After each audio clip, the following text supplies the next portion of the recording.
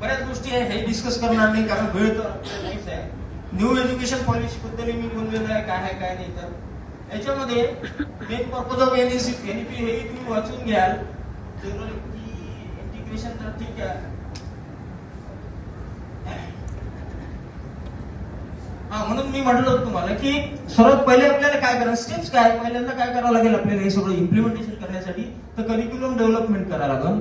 आणि महत्वाची दुसरी गोष्ट आहे, करिक्युलम डेव्हलपमेंटही आपण करून घेऊ, पण टीचर्स कुठून आणू?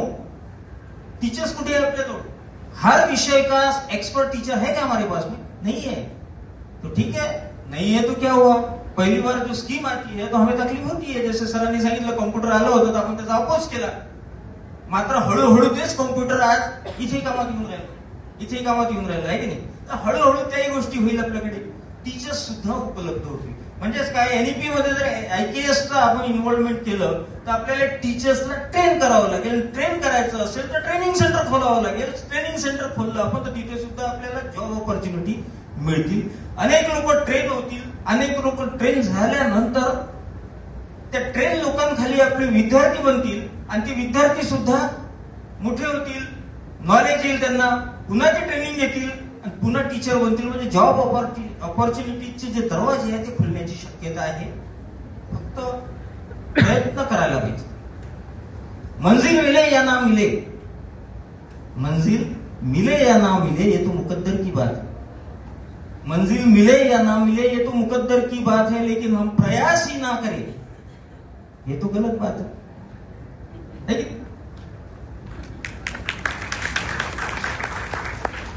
तो इस प्रयास को लेके हमने आगे बढ़ना चाहिए. मैं देखता हूँ कि इसमें और मैंने क्या लाया था, शॉर्ट लेता हूँ. बेनिफिट्स ऑफ इंटीग्रेशन ऑफ, ये भी नहीं बोलूंगा मैं आपको, वर्ल्ड वाइड रिलेशन है. आईकेएस के स्टेप्स, ये जो है ना क्लासिफिकेशन फ्रेमवर्क जो है ना, इसमें दो चीजें दी है.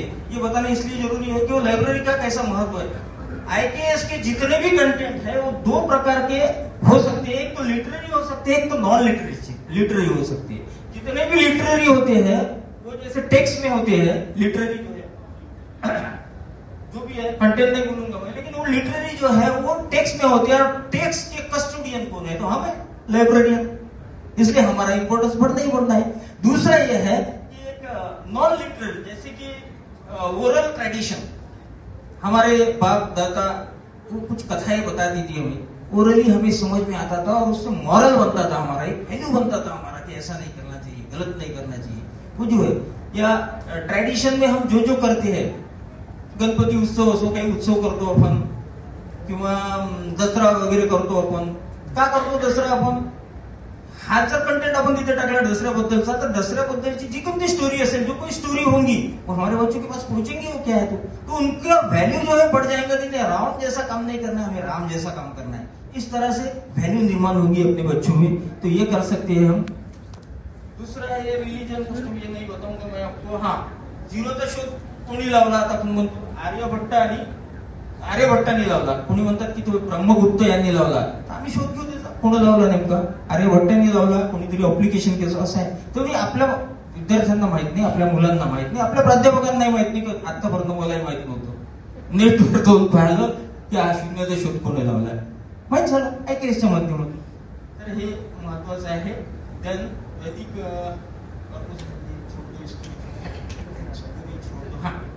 अब वो एनईपी लगाने में और आईकेएस का इंटीग्रेशन करने में हमें बहुत सारे चैलेंजेस है. उसमें से कुछ डिस्कस तो हमने पहले ही कर लिए, लेकिन lack of awareness and resources.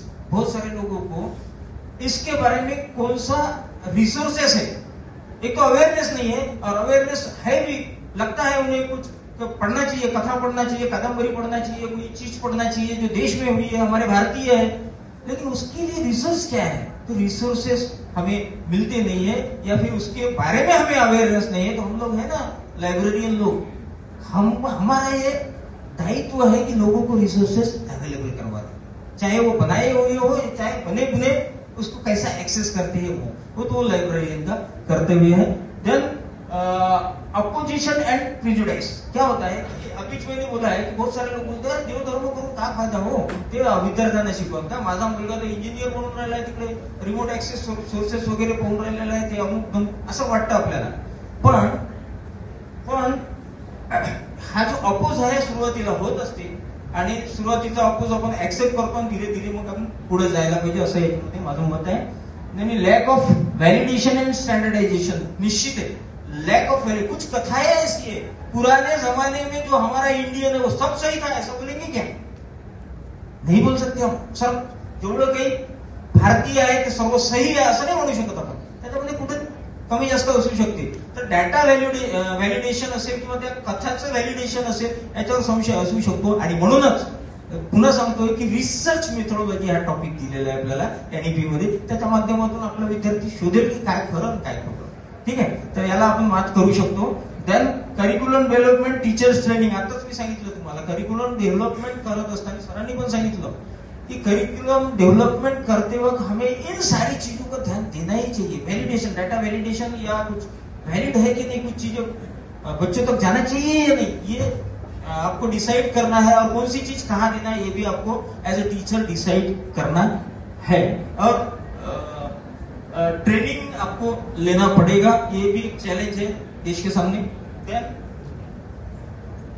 Design का बारे में बहुत बात किया हमने. कोलैबोरेटिव रिसर्च करना है हमें. ये नहीं कि रिसर्च, अभी रिसर्च की बात निकली थी कि रिसर्च बहुत होने जा रहा है और फेक रिसर्च हो रहा है, या फिर उसका ये नहीं है क्या बोलते हैं उसको, क्वालिटी रिसर्च बाहर नहीं आ रहा है. तो सही बात है, बिल्कुल मैं 100% सहमत हूँ उससे. इसलिए कोलैबोरेटिव रिसर्च कैसे करते हैं ये बच्चों को धारणा होना चाहिए कि कैसा करना है हमें. जैसे हम लाइब्रेरी साइंस के सभी लोग हैं, तो मैं अकेला रिसर्च करूंगा तो उसमें चौखंडे मैडम है या अजय आकाश है, उनका व्यू लेना पड़ेगा हमें. कोलैबोरेटिवली काम करना पड़ेगा उनसे भी, या पार्टनर बनाना पड़ेगा उनको. सोच समझ के डिस्कशन करके उस पर रिसर्च करके हमें आगे बढ़ना पड़ेगा, तब उस पर अपन मात कर सकते हैं. देन डेवलपिंग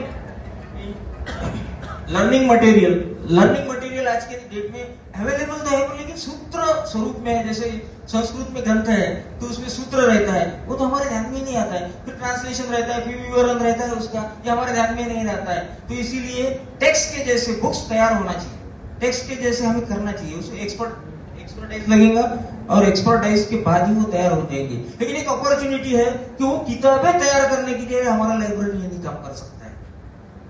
नीड है हमारे लाइब्रेरी की, नीड है हमारे लाइब्रेरियन की, क्योंकि टीचर अकेला इस काम को नहीं कर सकता. तो कोलैबोरेटिवली वर्क चलते रहेगा, ये भी इसमें बहुत अच्छी बात है, उसको मात करने की.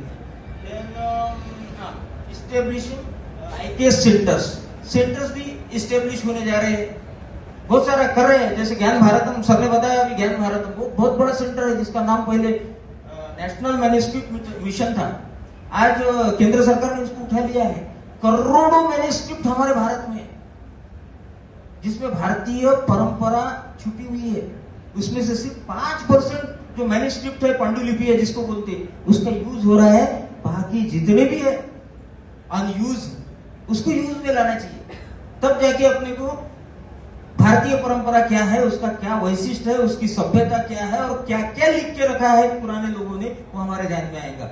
लेकिन वो बहुत सारे जो अननोन लैंग्वेजेस है, जैसे संस्कृत सभी जानते नहीं है. संस्कृत लैंग्वेज उसका बेस रहता है. बाकी लैंग्वेजेस में भी बहुत सारे मैन्युस्क्रिप्ट है, वो बाहर आना चाहिए. फिर उसका हर रीजनल लैंग्वेज में ट्रांसलेशन होना चाहिए. ट्रांसलेशन होने के बाद वैलिडेशन होना चाहिए. ये सारी चीजें हैं और इसमें हमें जॉब अपॉर्चुनिटी भी हो सकती है, 100% हो सकती है. ये सारी चीजें हम जब देखते हैं, फीचर कुछ सजेशन है कि भाई कुछ मैटर अगर नहीं है तो उसके लिए हमें ट्रांसलेशन करके अवेलेबल करवा देना पड़ेगा.